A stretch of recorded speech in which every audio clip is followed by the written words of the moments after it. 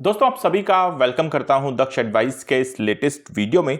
और इस वीडियो में आपके साथ में बात कर रहा हूं IRFC यानी कि Indian railway finance corporation limited के बारे में।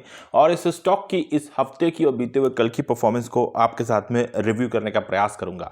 देखा जाए तो स्टॉक के अंदर हमको कल ऑलमोस्ट 4% के बराबर गिरावट देखने को मिली। वहीं बात करी जाए पूरे हफ्ते के बारे में तो ये स्टॉक मार्केट के अंदर हमको लगभग 8.5% टूटता हुआ दिखाई पड़ा है।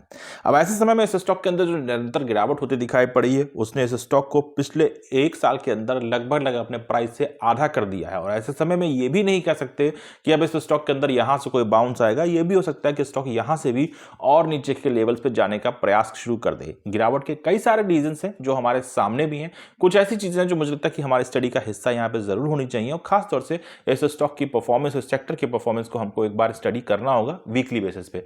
इन सब के बारे में आपके साथ अपनी चर्चा को आगे बढ़ाऊं उससे पहले मेरा यह कहना और आपका समझना आवश्यक है कि यह वीडियो आपके साथ में रिकमेंडेशन के बेसिस पर डिस्कस नहीं किया जा रहा है। मैं सेबी का रजिस्टर्ड एनालिस्ट नहीं हूं। किसी भी आधार पे आपको स्टॉक को खरीदने या फिर बेचने की सलाह देना ये मेरा काम बिल्कुल भी नहीं है। ये वीडियो आपके लिए एक फ्रेंडली बेसिस का लर्निंग मॉड्यूल बिल्कुल हो सकता है, लेकिन इससे ज्यादा इसको तूल देने की गलती भी आपको नहीं करनी है। अब बात करते हैं आपके साथ में सबसे पहले IRFC के आंकड़ों के बारे में। तो स्टॉक फिलहाल हमको 121 रुपये 65 पैसे पर दिखाई पड़ रहा है। 52 वीक लो हाई के बारे में बात करें तो 116 रुपये 65 पैसे के हाई और 229 रुपए के लो इसने हमको बना करके दिखाए हैं। ये हो सकता है कि मंडे को जब मार्केट वापस से खुले तो स्टॉक अपने एग्जैक्टली 52 वीक के बिल्कुल 50% डिस्काउंटेड प्राइस पे भी हमको मार्केट में देखने को मिल जाए। देखा जाए तो ये शेयर के अंदर कोई भी बड़ी गिरावट हमको पिछले एक साल में देखने को नहीं मिली, लेकिन जैसे ही हमारा बजट 2023-24 का आता दिखाई पड़ा था उसके बाद से शेयर लगातार आपको निरंतर बेसिस पे धीमे धीमे करके टूटता हुआ दिखाई पड़ा। वो गिरावट इस समय फिलहाल पीक पकड़ गई क्योंकि कुछ इंटरनेशनल मैटर्स देखने को मिल रहे हैं। टैरिफ को लेकर कुछ चर्चाएं होती दिखाई पड़ रही है। हालांकि मैं कह सकता हूं कि वो डायरेक्ट टैरिफ जो है वो IRFC जैसे स्टॉक को हैम्पर नहीं करते हैं, लेकिन इनडायरेक्ट मार्केट में इकोनॉमिक बेसिस पे देखा जाए तो ये चीजें कहीं ना कहीं बड़ी चिंता का कारण बनती दिखाई पड़ी है। अब ऐसा नहीं कि सिर्फ और सिर्फ रेलवे के अंदर आपको यही स्टॉक टूटता दिखाई पड़ा हो। एग्जाम्पल के तौर पर मैं यहाँ पे दो और स्टॉक्स के बारे में बात करूंगा। इरकॉन के बारे में बात की जाए तो बीते हुए कल में इस स्टॉक के अंदर हमको लगभग 6% की गिरावट देखने को मिली है और पूरे हफ्ते में तो ये स्टॉक 17% से ज्यादा 17.5% करीब टूटता हुआ दिखाई पड़ा। वहीं बात करी जाए इस सेक्टर के सबसे प्रमुख स्टॉक के बारे में तो RVNL को देखने की कोशिश करते हैं तो ये भी स्टॉक कल हमको 5.5% टूटते हुए दिखाई पड़ा यानी शुक्रवार को। और पूरे हफ्ते के अंदर इस स्टॉक के अंदर भी हमको 8% से ज्यादा की ही गिरावट देखने को मिली है।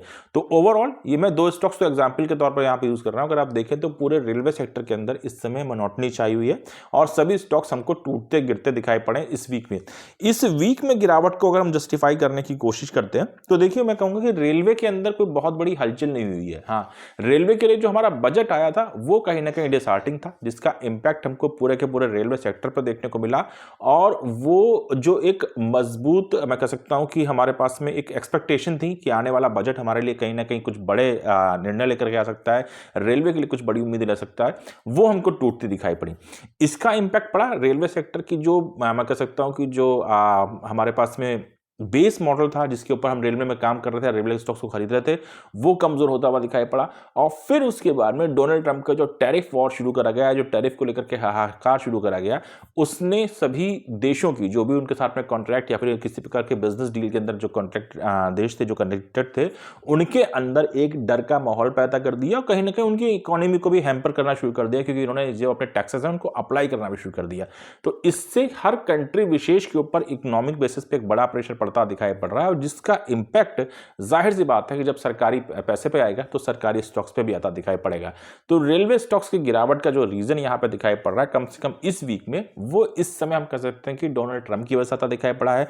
और बीते कुछ समय में अगर हम देखें तो हमने लगातार देखा है कि चाहे वो बजट 2024 का एंट्रीम बजट हो जो लास्ट ईयर फर्स्ट फेब को आता दिखाई पड़ा था वो रहा हो, या फिर हमारे लिए 22 जुलाई को आया हुआ फाइनल बजट हो उसके बारे में बात कीजिए, या फिर इस साल का जो फर्स्ट फेब का बजट था, तीनों बजट पे देखा जाए तो रेलवे की एक्सपेक्टेशंस बहुत हाई थी, लेकिन वो एक्सपेक्टेशंस किसी प्रकार से काउंटेबल नंबर में कन्वर्ट होती नहीं दिखाई पड़ी। रेलवे के लिए किसी प्रकार से कोई अनाउंसमेंट होता नहीं दिखाई पड़े, या जो हमारे पास में कैपेक्स का अनाउंसमेंट जो होता दिखाई पड़ा, जो प्रोजेक्टेड वैल्यू यहाँ पर डिस्कस करी गई रेलवे के लिए लास्ट ईयर में, उसमें भी किसी प्रकार का कोई इंप्रूवमेंट नहीं आया। वो कहीं ना कहीं मार्केट में स्टॉक्स को कमजोर कर गया। और इस साल की डिस्कशन के बारे में बात की जाए बजट की तो फिलहाल तो यहाँ पे किसी प्रकार से रेलवे की चर्चा ही नहीं हुई।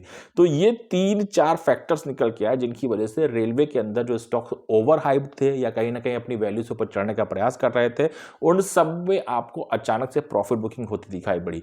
मैं ये नहीं कहता कि स्टॉक 121 रुपए के प्राइस को डिजर्व करता है, यहां से स्टॉक के अंदर डेफिनेटली एक रिकवरी आनी चाहिए है, लेकिन ऐसे समय में जब इंटरनेशनल मार्केट के अंदर हमको एक हैवी प्रेशर देखने को मिल रहा है, खासतौर से यूएस टैक्स की वजह से जिनका इंपैक्ट आपको सब बाजारों पर देखने को मिल रहा है, तो ऐसे समय में ये स्टॉक्स और भी कमजोर होते दिखाई पड़े हैं।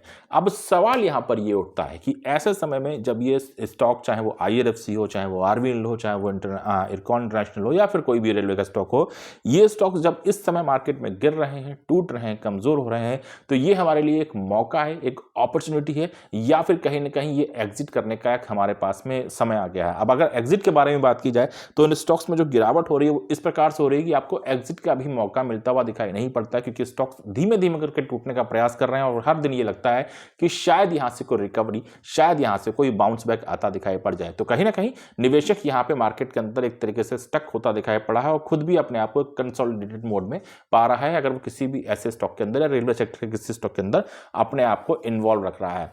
ऐसे समय में इस स्टॉक के ऊपर एक डिटेल रिसर्च, डिटेल स्टडी मैंने आपके साथ में करने का प्रयास किया है, जिसका वीडियो मैं आपके साथ में आने वाले कल यानी कि संडे को डिस्कस करने वाला हूं। और इस स्टॉक की अभी तक की परफॉर्मेंस के बारे में बात करी जाए तो कम से कम इस वीक के अंदर जो डिजास्टर हमको देखने को मिला है, चाहे वो आपको IRFC में देखने को मिला हो या रेलवे के किसी अन्य स्टॉक में देखने को मिला हो, फिलहाल मैं कहूंगा कि इस सब का जो पूरी तरीके से जो क्रेडिट जाता है वो आपको कहीं ना कहीं यूएस के प्रेसिडेंट मिस्टर डोनाल्ड ट्रंप को देना पड़ेगा। उनकी वजह से इस समय हमारे देश की भी और पूरी दुनिया भर की इकोनॉमी की भी हालत काफी खस्ता होती दिखाई पड़ी है। और स्टॉक्स मार्केट, चाहे वो इंडिया की हो, चाहे वो जापान की हो, चाहे वो चाइना की हो या खुद अमेरिका की हो, वो भी इस समय मार्केट के अंदर लंबा स्ट्रगल करती हुई हमको दिखाई पड़ रही है। तो ये मेरी ओवरऑल अंडरस्टैंडिंग है फिलहाल इन स्टॉक्स की परफॉर्मेंस को देखते हुए, खासतौर से IRFC की परफॉर्मेंस को देखते हुए। बाकी आपके साथ में स्टॉक के बारे में डिटेल में चर्चा कल करी ही जाएगी, और अगर आपके पास में कोई अपडेट है, कोई यहाँ पे फीडबैक है, कोई इनपुट है, तो उसको हमारे साथ में कमेंट बॉक्स के अंदर मेंशन करना बिल्कुल मत भूलिएगा। फिलहाल मैं इस वीडियो को यहाँ पे एंड करूंगा। Thank you so much, have a nice day.